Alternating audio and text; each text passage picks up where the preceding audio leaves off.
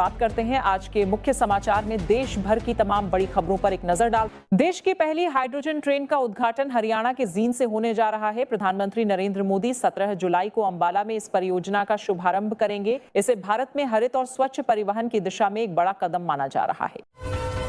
संयुक्त राष्ट्र सुरक्षा परिषद की अस्थायी सदस्यता हासिल करने के लिए भारत ने अपनी कूटनीतिक कवायद तेज कर दी है। भारत वर्ष 2028 से 29 के कार्यकाल के लिए उम्मीदवार बना है और इसके लिए आधिकारिक प्रचार अभियान भी शुरू कर दिया गया।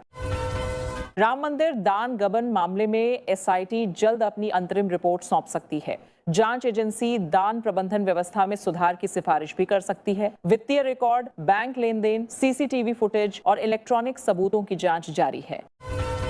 भोजशाला मामले में सुप्रीम कोर्ट का बड़ा फैसला आया है। अदालत ने शुक्रवार को दोपहर 1 बजे से 3 बजे तक नमाज की अनुमति दी है। हालांकि नमाज केवल परिसर के पास निर्धारित स्थान पर ही पढ़ी जा सकेगी। वहीं फैसले के बाद प्रशासन को शांति व्यवस्था बनाए रखने के निर्देश दिए गए हैं। ईरान और अमेरिका के बीच बढ़ते तनाव के बीच रूस की एंट्री भी चर्चा का विषय बन गई है। मीडिया रिपोर्ट्स के मुताबिक रूस का विशेष लड़ाकू विमान तेहरान पहुंचा है। इससे पश्चिम एशिया की भू राजनीतिक स्थिति और अधिक संवेदनशील हो गई है तथा आने वाले दिनों में संघर्ष के और बढ़ने की आशंका जताई जा रही है। पहलगाम की हमले में हाफिज सईद पर शिकंजा। जम्मू की अदालत ने हमले का सरगना हाफिज सईद के खिलाफ गैर जमानती वारंट जारी कर दिया है और राष्ट्रीय जांच एजेंसी यानी एनआईए ने उसे इस हमले की साजिश का मास्टरमाइंड बताया है। देश में थोक महंगाई दर एक बार फिर बढ़ती दिखाई दे रही है। वाणिज्य और उद्योग मंत्रालय के अनुसार जून 2026 में WPI आधारित महंगाई दर बढ़कर 9.87% पर पहुंच गई है, जो मई महीने में 9.68% थी। अयोध्या राम मंदिर ट्रस्ट की वेबसाइट में बड़ा बदलाव किया गया है। वेबसाइट से चंपत राय और अनिल मिश्रा का नाम हटा दिया गया है और अब पोर्टल पर केवल ट्रस्ट के 12 पदाधिकारियों और सदस्यों की जानकारी दिखाई दे रही है। इस बदलाव के बाद सियासी और धार्मिक हलकों में नई चर्चाएं शुरू हो गई हैं। संभल जामा मस्जिद विवाद पर सुप्रीम कोर्ट में सुनवाई टली। मामले में अब अगली सुनवाई 21 जुलाई को होगी। मस्जिद कमेटी ने इलाहाबाद हाई कोर्ट के आदेश को चुनौती दी है और अब सुप्रीम कोर्ट में दोनों पक्षों की दलीलें सुनी जानी है और इस मामले पर सबकी नजरें टिकी हुई हैं। लोकसभा में नेता प्रतिपक्ष राहुल गांधी ने महाराष्ट्र टीएटी पेपर लीक मामले को लेकर सरकार पर निशाना साधा है। उन्होंने कहा कि परीक्षा रद्द हुए 2 सप्ताह से ज्यादा समय बीत चुका है, लेकिन नई परीक्षा तिथि का अब तक कोई ऐलान नहीं हुआ है और करीब 6 लाख अभ्यर्थी अनिश्चितता के माहौल में हैं। चारा घोटाला मामले में लालू यादव को सुप्रीम कोर्ट से राहत। सर्वोच्च अदालत ने उनकी जमानत रद्द करने से इनकार कर दिया है और इस फैसले के बाद राष्ट्रीय जनता दल के नेताओं और समर्थकों में खुशी का माहौल है। वहीं राजनीतिक गलियारों में फैसले को लेकर नई चर्चाएं शुरू हो गई हैं। E20 पेट्रोल के खिलाफ केजरीवाल का ऑनलाइन अभियान। आम आदमी पार्टी के संयोजक अरविंद केजरीवाल ने E20 पेट्रोल के खिलाफ ऑनलाइन सिग्नेचर कैंपेन शुरू किया है। उन्होंने लोगों से इस अभियान से जुड़ने की अपील करते हुए कहा कि इससे आम लोगों पर अतिरिक्त आर्थिक बोझ पड़ रहा है। आम आदमी पार्टी के संयोजक अरविंद केजरीवाल ने E20 पेट्रोल की कीमत कम करने की मांग उठाई है। उन्होंने कहा कि इस ईंधन से गाड़ियों का माइलेज कम हो जाता है, इसलिए इसकी कीमत भी कम होनी चाहिए। वहीं इसके लिए उन्होंने प्रधानमंत्री नरेंद्र मोदी से मिलने का समय भी मांगा है। उत्तर प्रदेश विधानसभा चुनाव 2027 को लेकर बीजेपी ने तैयारियां तेज कर दी हैं। पार्टी ने 8 बड़े संगठनात्मक कार्यक्रमों का रोड मैप तैयार किया है और प्रदेश पदाधिकारियों की बैठक में तय किया गया कि 19 जुलाई से 22 जुलाई तक हर विधानसभा में बूथ सम्मेलन आयोजित किए जाएंगे। राम मंदिर ट्रस्ट के मुख्य कार्यकारी अधिकारी यानी सीईओ पद के लिए रिटायर्ड आईपीएस अधिकारी अमिताभ ठाकुर ने आवेदन किया है। उन्होंने कहा है कि चयन प्रक्रिया पूरी तरह योग्यता आधारित होनी चाहिए और सभी उम्मीदवारों को समान अवसर मिलना चाहिए। बरेली में ऑल इंडिया मुस्लिम जमात के प्रमुख मौलाना शहाबुद्दीन रजवी ने वक्फ संपत्तियों को लेकर बड़ा बयान दिया है। उन्होंने आरोप लगाया कि सुन्नी और शिया वक्फ बोर्ड की जमीनों में अरबों रुपए के घोटाले और अनियमितताएं हुई हैं और उनका कहना है कि यदि निष्पक्ष जांच कराई जाए तो देश के सामने कई बड़े खुलासे हो सकते हैं। बद्रीनाथ धाम दान चोरी के कथित मामले की जांच अब तेज कर दी गई है। 3 सदस्यीय विशेष जांच दल मंदिर परिसर पहुंचा और वहां मौजूद रिकॉर्ड, दस्तावेज और सीसीटीवी फुटेज को खंगालना शुरू कर दिया है। एसआईटी ये पता लगाने की कोशिश कर रही है कथित चोरी के पीछे कौन लोग शामिल हैं। बरेली में फर्जी आईएएस अधिकारी बनकर शादी करने वाली महिला गिरफ्तार। महिला ने खुद को वरिष्ठ आईएएस अधिकारी बताकर शादी की और बाद में पति से 40 लाख रुपए की मांग करने लगी। शिकायत मिलने के बाद पुलिस ने उसे गिरफ्तार कर लिया और धोखाधड़ी समेत कई धाराओं में मामला दर्ज किया है।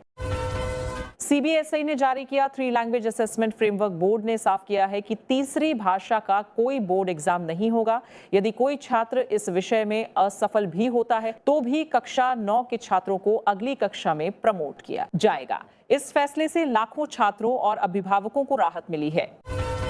मध्य प्रदेश के सतना में नवजात को गलत दवा चढ़ाने का आरोप लगा है। पर्ची में पुरुष की जगह महिला लिखे जाने का भी मामला सामने आया है। नवजात की मौत के बाद गुस्साए परिजनों ने हाईवे जाम कर प्रदर्शन किया। ओमान के तट के पास एक ऑयल टैंकर पर हमला होने से अंतर्राष्ट्रीय समुद्री क्षेत्र में तनाव बढ़ गया है। बताया जा रहा है कि यह हमला तट से करीब 13 नॉटिकल मील दूर हुआ। घटना के बाद खाड़ी क्षेत्र में सुरक्षा एजेंसियों को अलर्ट पर रखा गया है। अमेरिकी राष्ट्रपति डोनाल्ड ट्रंप ने दावा किया है कि अमेरिका ईरान के एक और परमाणु केंद्र को निशाना बना सकता है। रिपोर्ट्स के अनुसार यह भूमिगत परमाणु परिसर ग्रेनाइट पहाड़ों के बीच 100 मीटर से अधिक गहराई में स्थित है और इसे ईरान के सबसे सुरक्षित परमाणु ठिकानों में से एक माना जाता है।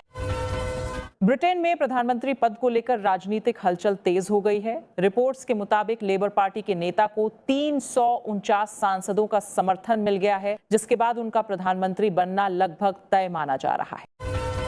उत्तर प्रदेश के हरदोई में बारिश के बाद एक मगरमच्छ तालाब से निकलकर रिहायशी इलाके में पहुंच गया और एक घर में घुस गया। मगरमच्छ को देखकर इलाके में हड़कंप मच गया। सूचना मिलने पर वन विभाग की टीम मौके पर पहुंची और सुरक्षित रेस्क्यू किया।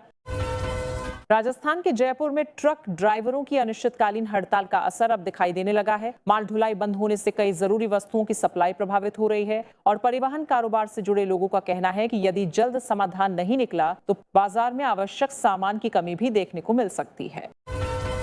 उत्तर प्रदेश के कानपुर में साइबर ठगी गिरोह का भंडाफोड़। पुलिस ने 15 साइबर ठगों को गिरफ्तार किया है। वही आरोप है कि इन लोगों ने 24 से अधिक लोगों को निशाना बनाकर करोड़ों रुपए की ठगी की। गिरोह ऑनलाइन फ्रॉड और फर्जी निवेश योजनाओं के जरिए लोगों को अपना शिकार बनाता था।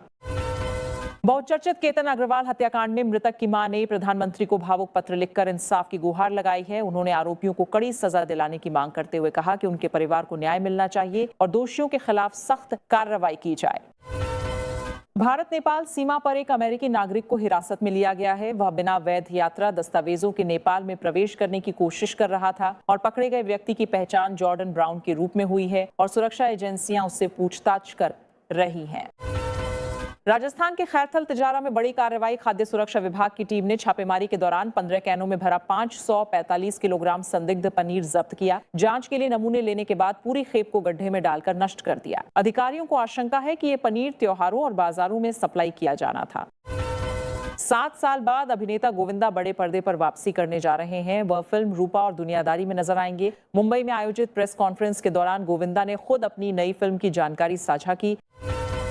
अमेरिका और ईरान के बीच तनाव लगातार बढ़ता जा रहा है। ताजा जानकारी के मुताबिक अमेरिकी सेना ने ईरान के सिनिक और बंदर अब्बास इलाकों पर एक बार फिर बमबारी की है। इस घटनाक्रम के बाद पूरे पश्चिम एशिया में तनाव और बढ़ गया है और पूरे अंतर्राष्ट्रीय समुदाय की चिंता भी गहरा गई है।